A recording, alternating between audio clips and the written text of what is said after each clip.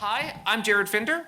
I lead the efforts at Google on engine integrations for Tango and Daydream, and I'm here to talk to you about all the new stuff we've been doing with Tango smartphone AR over the past year. If you have any questions, it sounds like there's this new process. I want to have some time afterward for Q&A. I know we started a little bit late. I'll be hanging out afterward as well if you just want to chat, ask questions, and I guess we'll see how this process goes. Before I begin talking, I'm always curious, especially with so many people in the room, how many of you have actually used Tango, like in any way, developed a map? Wow. Wow. It's always like really cool to see so much interest, so many people using it. I personally find Tango to be super awesome. So for those of you who aren't really familiar with Tango, like Tango's high-level goal is to provide a way for mobile devices to have this rich three-dimensional understanding of the world we live in. And so if you think about like something that we as humans do really regularly, like, open a door to go in a room, then you can just naturally do this because of the way you see the world. You have this three-dimensional understanding of like where the door is, where you are, and then you can reach your hand out, turn the knob, and come in here to see the talk today. And like, even though we as humans experience the world in 3D, and we have this rich understanding, our phones really still experience the world in 2D, right? This is the difference between if you're looking at a place like the New York Public Library, seeing a map, and it's like, oh, you're here. And seeing from the inside all the details and all the splendor of the inside of the library, as on the right. This is a really big difference. The interiors of buildings have a much more human scale understanding of it due to this three-dimensional understanding of it. And having that three-dimensional understanding added to phones is what allows Tango to create these mixed reality experiences, where the virtual parts and the real parts can be mixing together well. Tango does this with our core technologies. I'm sorry for those of you who had all raised your hands. Just going to very quickly go over this. Motion tracking, depth sensing, area learning. Motion tracking is what allows the device to know where it is in 3 dimensions. Depth sensing, along with the color camera, is what allows the device to know about the rest of the world, to see the shape and color of the world around it in 3D. And area learning provides that memory so that you can come to a place you've been before, know that you're where you are, and recall things that you have persisted from previous sessions. That's it. That's what I'm talking about in terms of the quick review of how Tango works. So what's actually happened over the past year? Well, big thing, a bunch of Tango devices have actually launched. Last November, the Fab 2 Pro from Lenovo was launched internationally, putting Tango into the hands of consumers all over the world. It's honestly, like, I use it as my daily driver. Got it right here. And it's a pretty nice phablet. It's got good battery life. It's a good phone. I like it purely as a phone, in addition to as a device that supports Tango. At CES earlier this year, geez, I need to step in the right spot. Sorry about the clicking. At CES earlier this year, the Zenfone AR was announced from ASUS. This is the first phone to support Tango and Daydream in one device. And I really like, personally, it's something I can use for all of my job, one phone, as opposed to having multiple phones. And it's really cool that there's actually now going to be a phone that supports Daydream and Tango. It's going to be launching this year in the summer. And of course, now that these phones are in the hands of consumers, there's got to be apps for them to run. Because people don't buy phones just for tech, they buy it for the experiences they run on top of it. And there are over 130 apps that support Tango now on the Play Store. These apps, there are games, there are shopping apps, there are utilities. And also, in addition to all the phones, we're getting Tango's technology to work for standalone VR. At Google I/O, we announced WorldSense, which is a specialized version of Tango's technology specifically focused on VR tracking. This is a big deal for the team. There's actually a lot of effort going into this.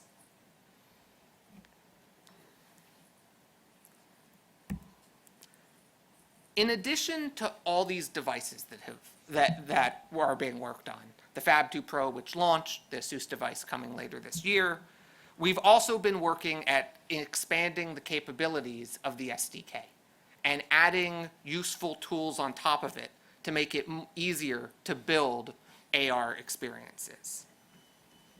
The core technologies of motion tracking, depth sensing, area learning enable these virtual objects that you add to feel like they're part of the real world, and we're building tools to make that easier to use on top of it. Let me show you a video to show kind of what at a high end can be done.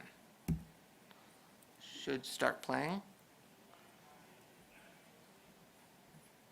Sorry for lack of audio. So this is all running on a Tango device and was shown at Google I/O.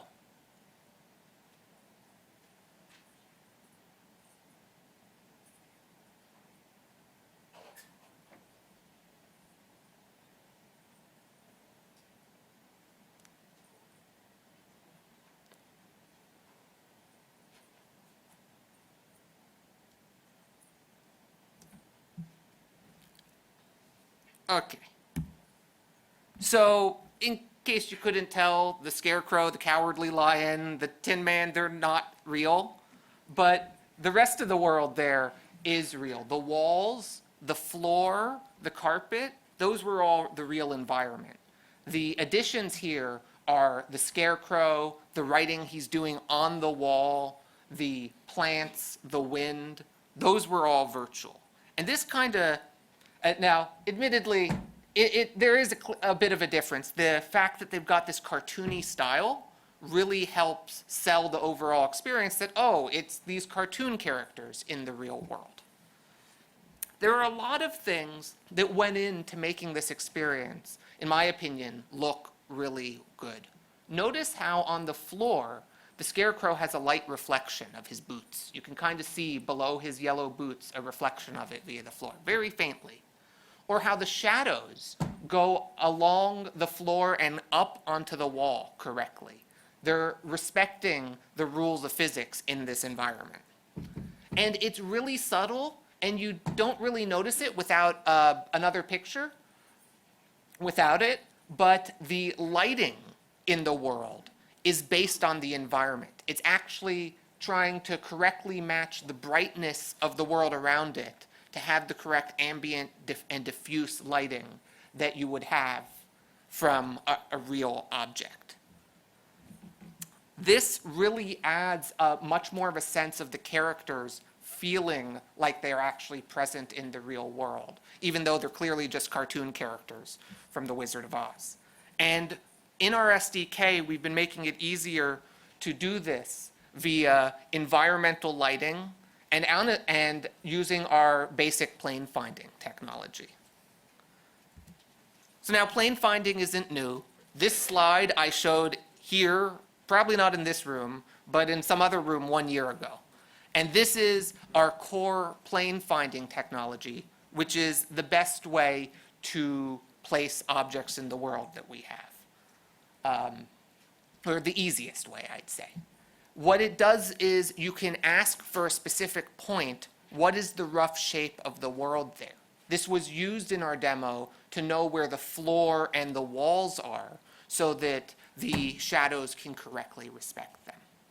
Plane finding's been around for quite a while. It's we view it as one of our core technologies that pretty much every AR app wants to use. And you get very simple information, like you know the normal of the plane, and you know that the floor then has a normal pointing up. Walls have a normal pointing perpendicular. The ceiling has normals pointed down. Now the environmental lighting is an additional thing that we've added to our Unity SDK over the past year. It allows a virtual object, here the pool ball, that's not real, that's a virtual pool ball, to respect the environment in which it is. Notice how when the red paper comes close to the whole ball tints red.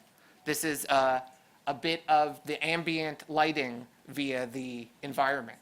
Or how when the cup comes near the ball, it properly is reflecting inside of it, because the pool ball is slightly shiny. This is what I was talking about when I said how the scarecrow had some lighting from the environment. Now, he's not as shiny as a pool ball, but he still has a bit of that lighting that takes in the world around it. This in Unity is bundled with the SDK and is actually as simple to enable as checking a checkbox.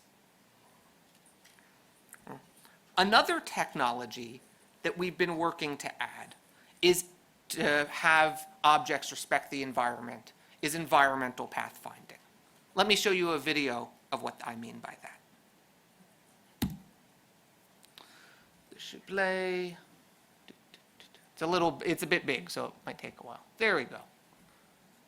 So this shows a virtual character on a slow internet connection moving around an office. A very slow internet connection. If everyone could just stop using the internet for like the next minute, I'm sorry. Notice here, he jumps up on the chair.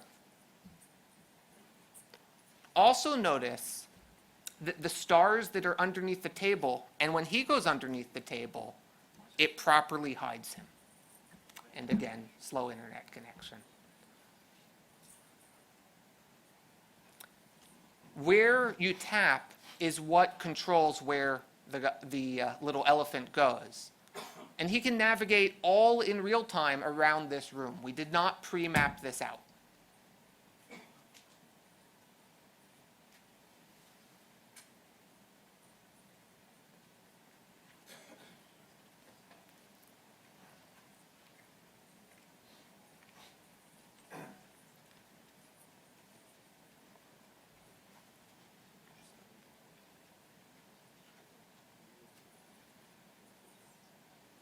He can even interact with virtual objects that are added using the same pathfinding. Okay.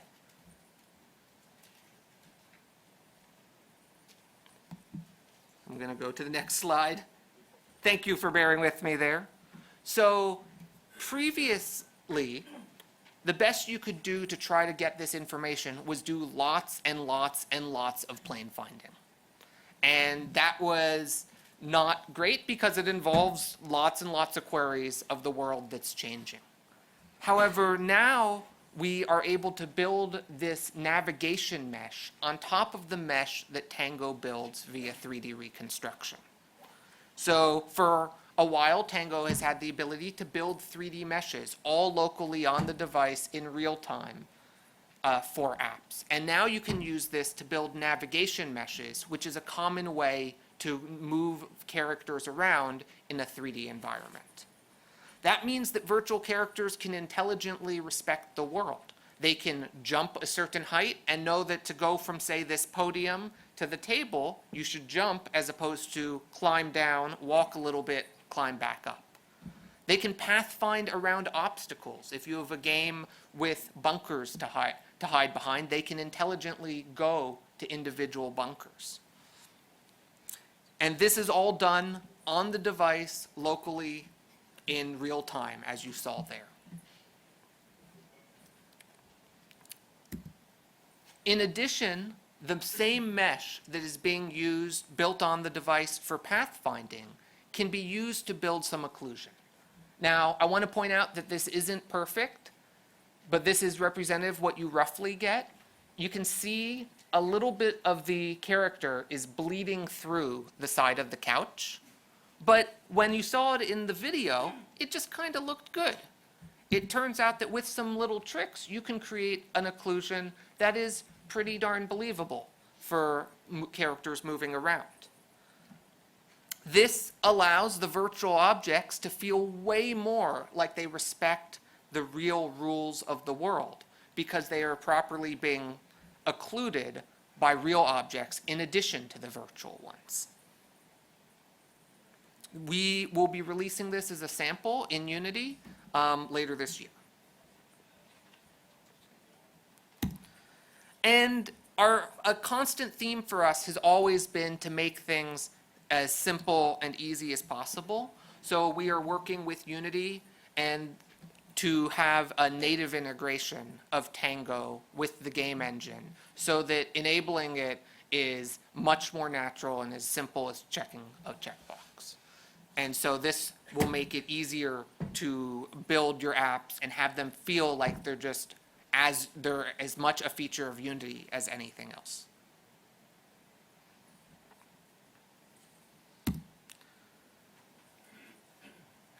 Separately, in terms of just enabling more developers and enabling easy distribution, we've started work on web AR.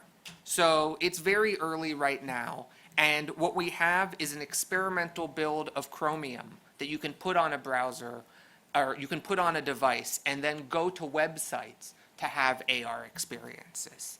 It can be downloaded right now from GitHub, and this we see is one of the ways that future distribution can be done for augmented reality. It no longer needs to just be tied to an app. You can harness the power of the web and all the development tools of the web to build augmented reality experiences.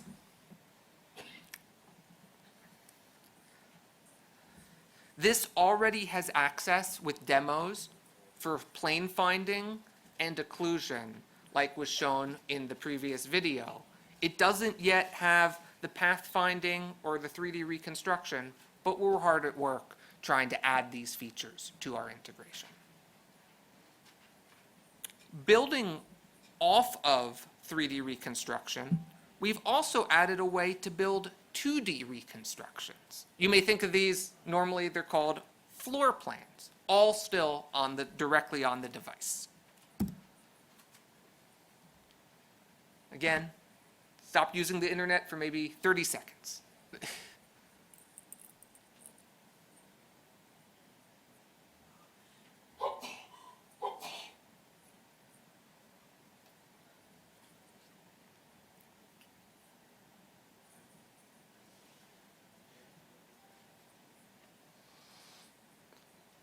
So the floor plan that you can see being built here was built in real time on the device and is able to create these 2D maps with Tango level accuracy. This actually gets details that are not normally captured in hand-drawn floor plans. And you can see, you just kind of walk around and you're able to get good information about where the walls, where the furniture, and where the floor is. One of the engineers who initially started this work actually found out that his apartment was a few square feet smaller than what was advertised. So he thought maybe he could use that to negotiate his rent down a bit. Not sure if that actually worked out. I didn't follow up. But hey, this is finding out new information with more accuracy than you otherwise would know. 2D floor plans are, of course, useful for building 2D representations of the world for, like, apartment listings, for home listings. But they also can be useful for just building simplified environments to have a play space in. It turns out the world tends to have lots of walls, floors, ceiling, and furniture. Most buildings are kind of pretty standard like that. And so being able to build a simplified model of the room can be very helpful for saying, okay, this is where your AR experience can be. Here's the boundaries of it. This API is available now in C, Java, and Unity.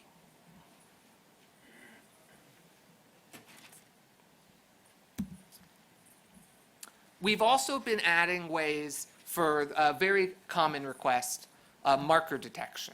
Now, there's nothing particularly special about this. It uses standard AR markers, but what makes this useful is that it directly integrates with Tango. So it does that in a way that feels natural and native. This is useful both for tracking 3D objects remotely, as well as being able to figure out where you are in a place that doesn't need to be fully mapped. And so now you can use this to move virtual objects or to tie an experience to a particular location in the world. This is also available right now.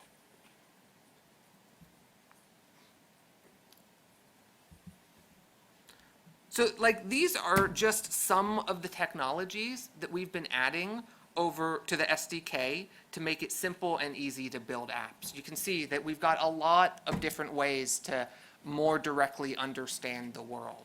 We've got our ability to detect not just planes, but also to build 3D navigation, to be able to occlude objects in 3D, to be able to understand the world in 2D to build these floor plans, and to be able to build this all via the web. And so we're trying to make our goal is to just keep building on top of this, to make it easy to build apps with a three-dimensional understanding of the world. The future that we're aiming for is where Tango sensors can be in many different devices. You know, VR headsets, phones. We actually experimented with putting Tango on a car to see how well it tracked. And we're able to get error in a 15-minute drive under 0.2% in terms of how well the tracking is, without any additional mapping. This was 15 meters of error after driving for 8 kilometers. Now, we imagine a world where our devices are able to have this same three-dimensional understanding of the world that us humans do, that we're able to have these devices create these new three-dimensional experiences. And if you're interested in knowing more, you should check out our samples in our SDK on our developer site.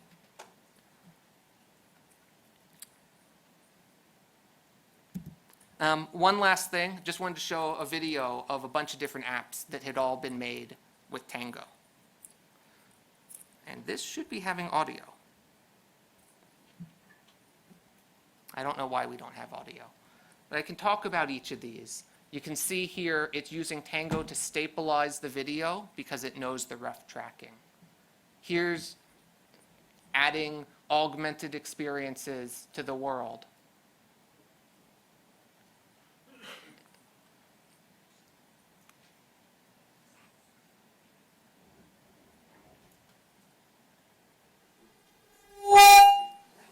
Whoa.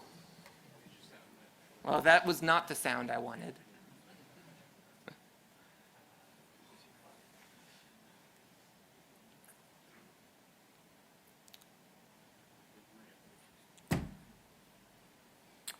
Sorry for there not being sound there. So I went a little fast to try to make up time. I wanted to leave some time at the end for questions. So how do we deal with questions in this new world?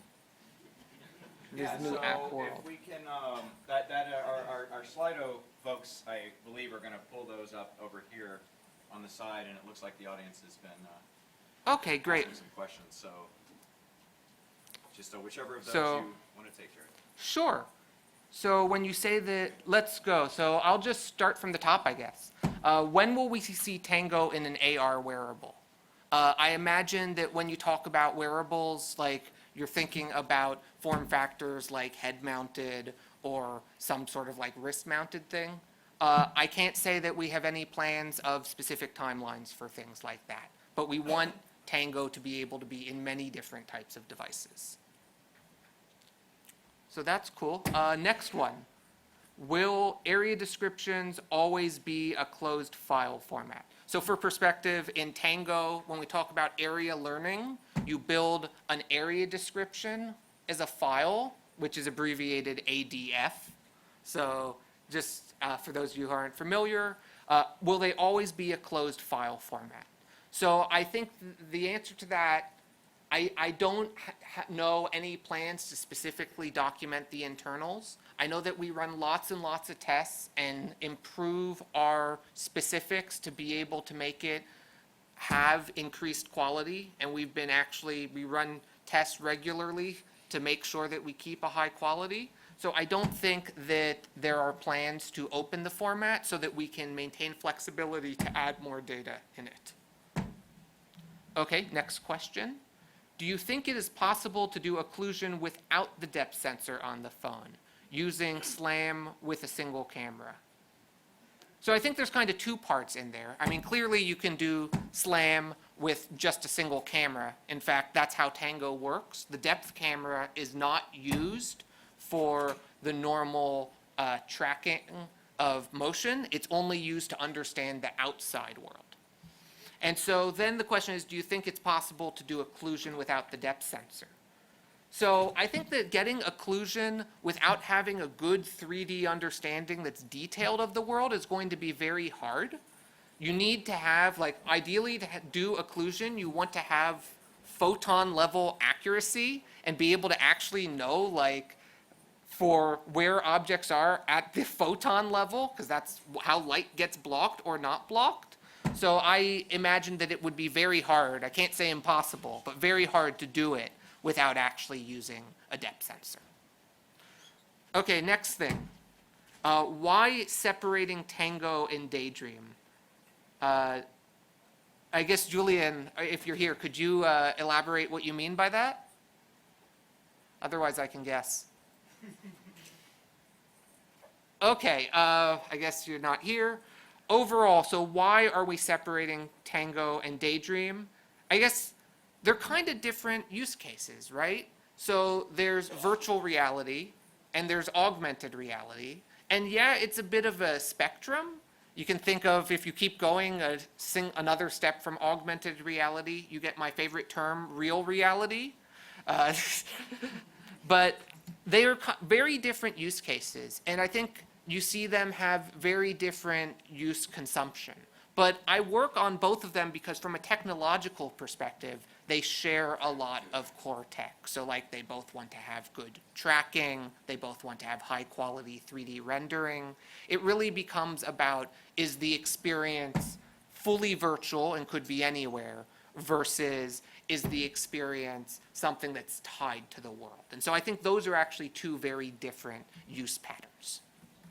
Question, how accurate is the positioning of virtual objects? So the way that we recommend right now to position a virtual object is to place, using plane finding, an object at the right point in orientation. There's kind of two parts of error that go on here. There's the error from the tracking, knowing where the object is, and there's the error from the depth camera, which is roughly in the direction of the camera. It's kind of complicated to give an exact number on it. For the tracking, I mentioned that we are now achieving on a car we've achieved under 0.2% error for the tracking, which is actually better than our internal targets have been. And so we're really happy about that. For positioning, what I've seen is the error being, I don't have actual numbers, but about this big. Yeah, in that I place an object, I go and look to see how much it lines up, and I see that it's just a little bit off. What is the accuracy show that? About this big. That's the best I can say. What's the internal accuracy? The internal accuracy for the tracking, we aim for an internal accuracy of tracking of less than 1% of the total distance traveled. So if you walk a meter, that we would be under 1 centimeter off from where you started, or from where you actually are.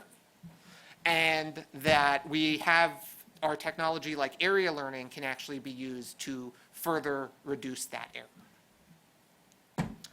Okay, so next question. How many Tango devices are in consumers' hands? So right now, I don't think I can give actual numbers, but I can say right now there is one device that's available. So it's clearly not as much as like all Android phones. Our goal is, of course, to increase that as much as possible. And so you can see future devices that are going on to toward this. I don't think I can, I'm sorry. I don't know, I could, if you're particularly curious, you can reach out and I can put you in contact with what our numbers are. Who would do that? I'm not sure what I can actually say. When you say that WebAR is a browser for AR, is it viewing pre-created content or generating new content? So when I was talking about WebAR, it's running in a browser, and it's running a normal web page as normal using HTML and JavaScript to run it. And so it's really about creating another platform using the power of the web for distribution. Anyone can download our, right now, experimental early prototype of Chrome with an AR API and build an AR app on top of that. Okay, next thing. Have you made any diminished reality functions on Tango? Capability to remove real objects virtually. I've never heard the term diminished reality before, but I think I understand. It's talking about taking an existing object and being able to remove it and replace it with with something else, or just remove it entirely. Like, what would this world look like without the podium? We've seen some research around there using the 3D reconstruction to remove virtual objects. I personally haven't made anything, but it looks pretty good from what I've seen, where they combine 3D reconstruction with some object segmentation to be able to remove things. It is early research, though, I have to say. Jared, if you just want to grab 2 more of those. Sure. Okay, so is Tango different from WorldSense? So WorldSense is using the core Tango technology specifically optimized for VR. So it's got Tango's tracking, and it's using that in it and specifically tuning it for VR capability. And then next question, what is the future interaction in VR, AR, and MR? I'm not quite sure what this question is referring to, like how they're all will interact and intersperse. I think my vision, it kind of ties back to what I had said earlier about why I'm working on both. I think you see a lot of the technology between it from a technological perspective is very shared. And so VR, AR, MR is a mixed reality thing, is just all kind of doing the same idea of placing objects, moving them around them in 3D with some spectrum of how related it is to the world. I imagine that in the future, these things will start to feel more similar than they're different, and they will group themselves into natural use cases based on what consumers really want. Awesome. And can I just get the question from Leon? Do it. That Okay. was the one I wanted to, so, yeah. So I'll be here, by the way, afterward, but I think Leon's question about this scanning is good. So how far can the scan reach for area learning? So one of the things that was announced at Google I/O a few weeks back was VPS, the Visual Positioning Service, which is using Tango's area learning to try to learn the scale of the world.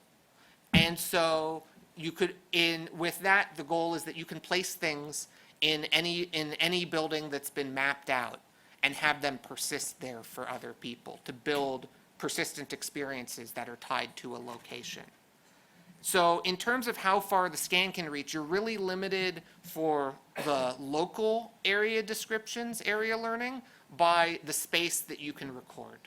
And so that ends up being, in a practical matter, you can get a small to medium-sized building. But you couldn't get like this whole convention center. With VPS, we're able to harness Google's cloud infrastructure to be able to do much bigger things. And cool, there are a bunch of other questions here. I'm sure all of you have more questions. I'll be hanging out outside for a while if you want to chat and have any of your other questions answered. Awesome. Round of applause, please.